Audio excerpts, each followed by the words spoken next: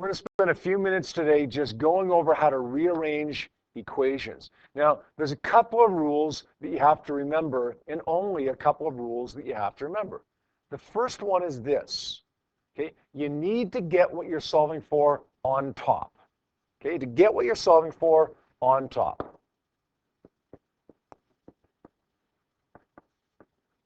So in other words, if you're solving for a variable that's a denominator on the bottom of a fraction, you need to get it on the top. Okay, that's what you need to do first. The second thing you need to do is get rid of things. Get rid of what's not attached.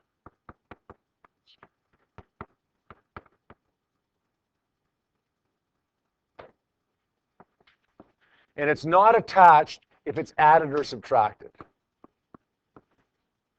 And how do we get rid of what's not attached? Well, we do the opposite. Thirdly, you've got to get rid of what is attached.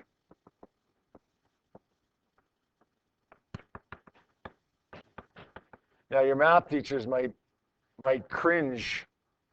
They might hate the way that I'm teaching you this. Doesn't really matter to me right now. Okay, I want you to be able to rearrange equations. Okay, they may not use the same terminology. I don't care. Okay, terminology is irrelevant to me. Can you do it? That's what's important to me. Okay, this is the way that I teach it, and this is the way that I find works. Get rid of what is attached, which includes multiplication and division. Of course, to get rid of it, we do the opposite. And finally, the fourth thing we'll do, we're going to get rid of square roots, squares, etc. Stuff like that. That's it. You got to remember these four rules. Now, we'll do a couple examples with these four rules of simple equations and then more complicated equations. And you're going to find that this really isn't very hard at all. It really isn't very hard at all. All right, so let's do one example here, okay?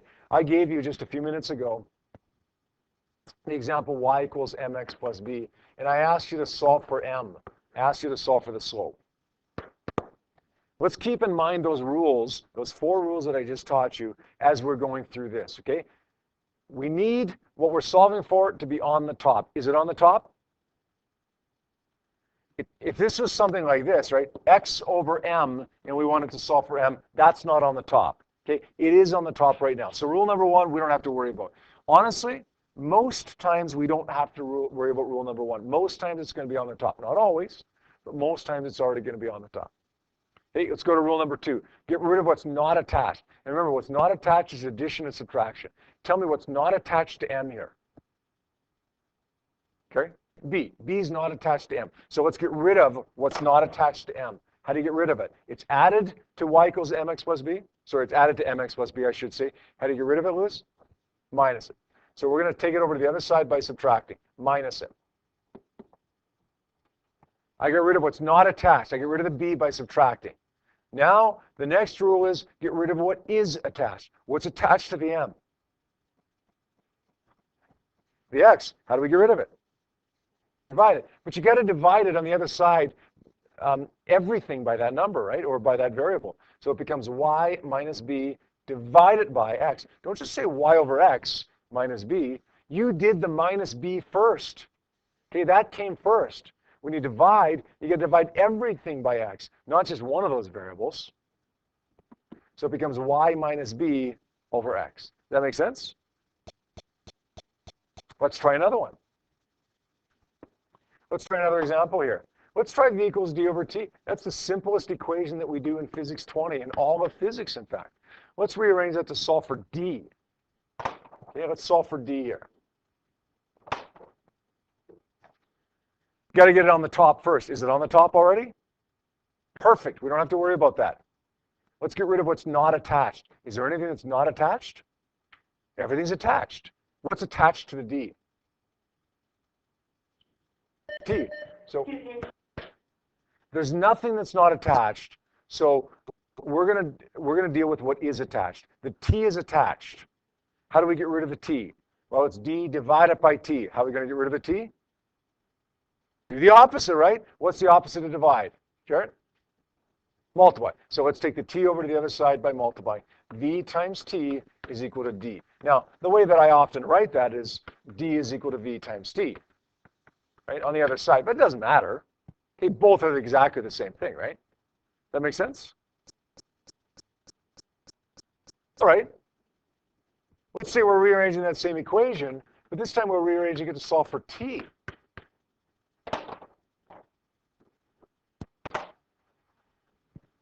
What do we say we have to do first?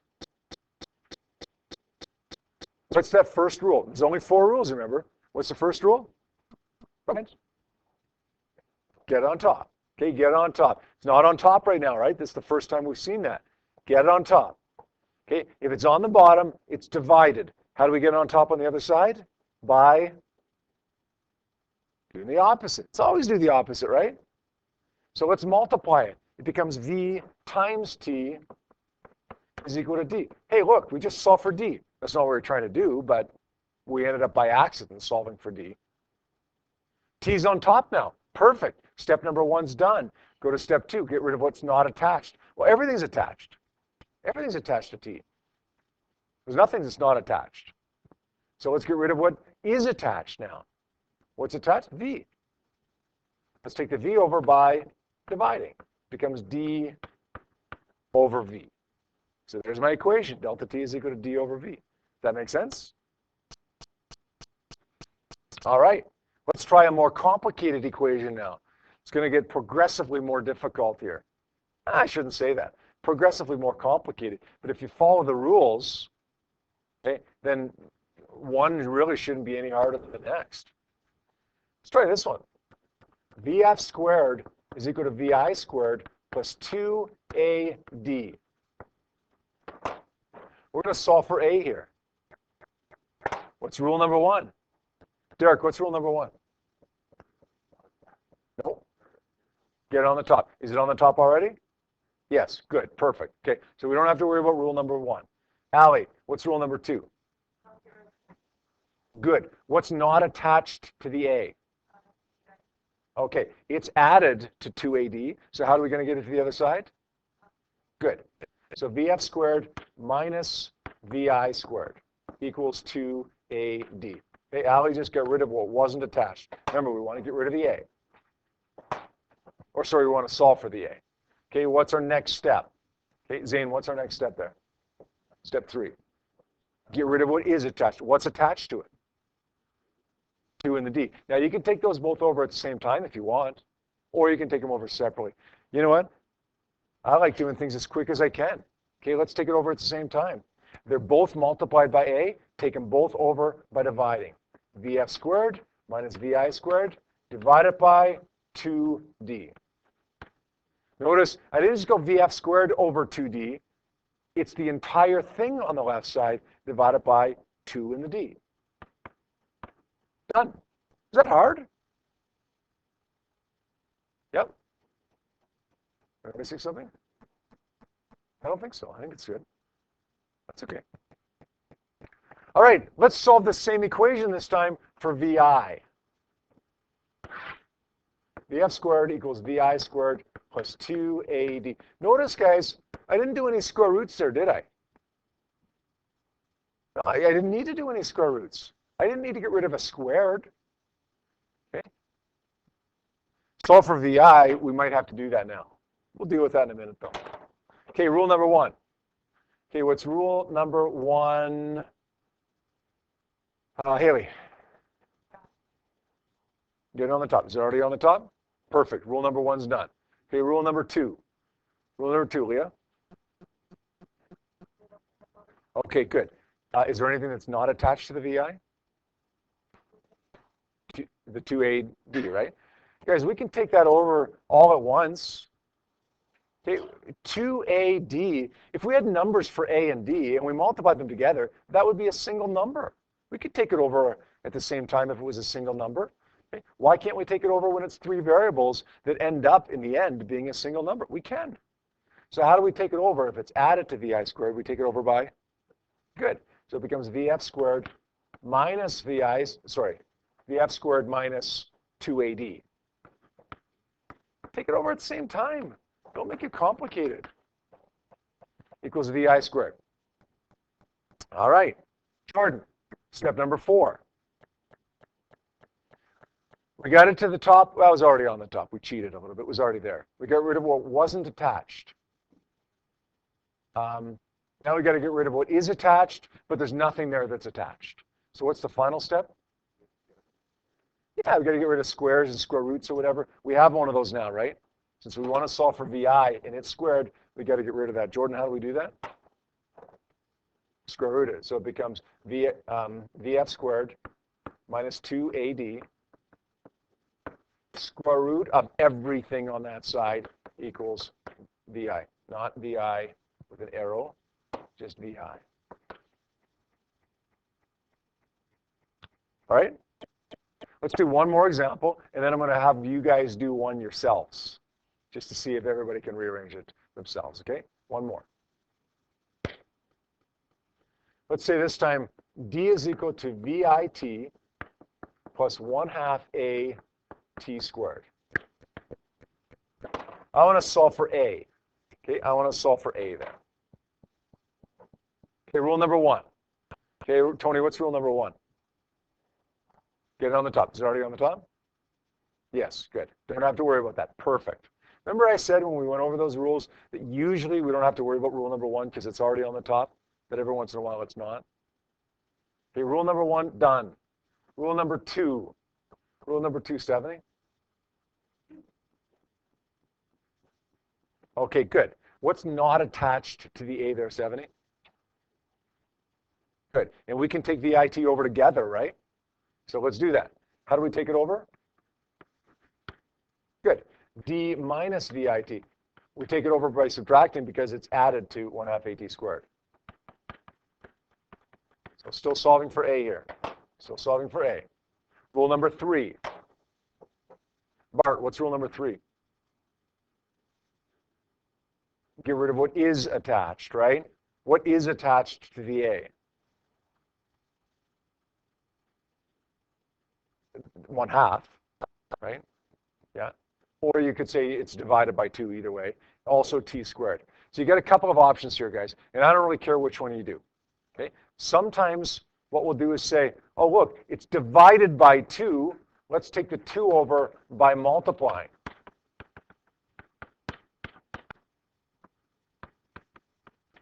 And then let's take the T squared over by dividing.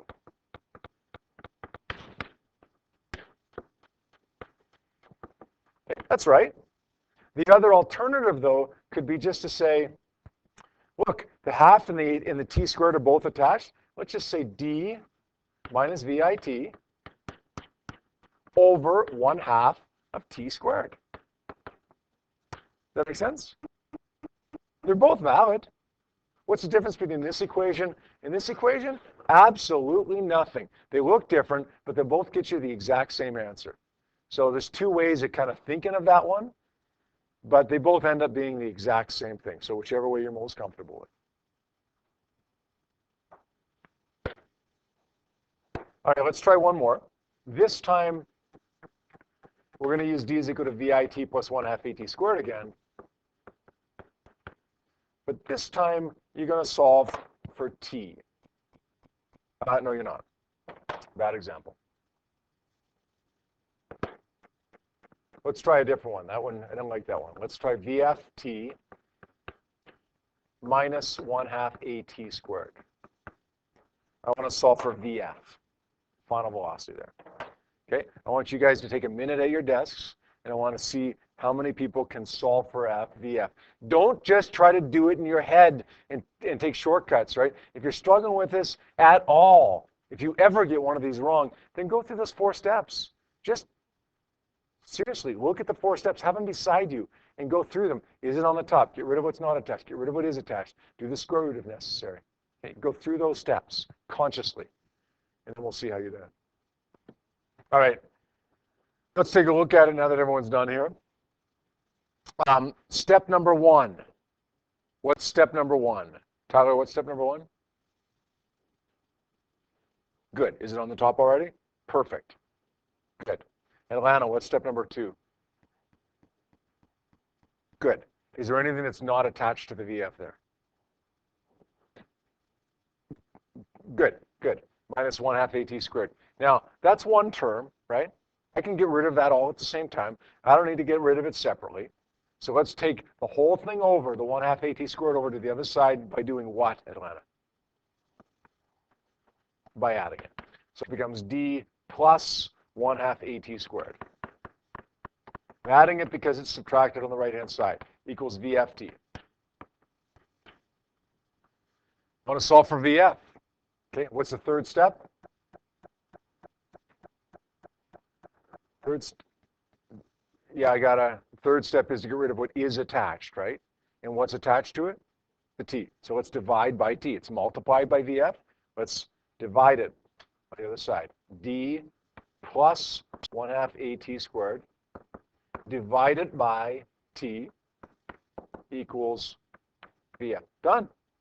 Now, I usually write that this way.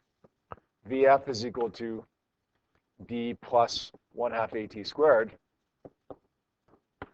over T, right? I usually put the one I'm solving for on the left-hand side, but it doesn't matter, okay? Right, VF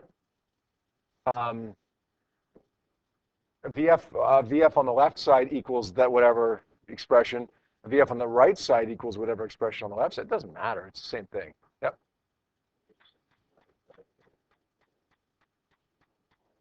Good question. The answer to that one is no, you can't, but it's a good question. Zane's question, guys, was could you simplify it by getting rid of the T on the bottom, canceling out? The only way you can do that, Zane, is if T appeared in every term on the top. Okay? So if it was D times T plus 1 half AT squared divided by T, then we could cancel out a T out of every term, but it's got to be in every term. Okay? You guys feel a little bit better about that? Some of you were great already. 11 of you were great already, right? You solved for M when I gave you that at the beginning of class. 10 of you struggled with that. Some of you were very, very close, but not perfect. Okay, we want to be perfect. Do the 10 of you feel a little bit better about that? Hopefully. Hopefully you do.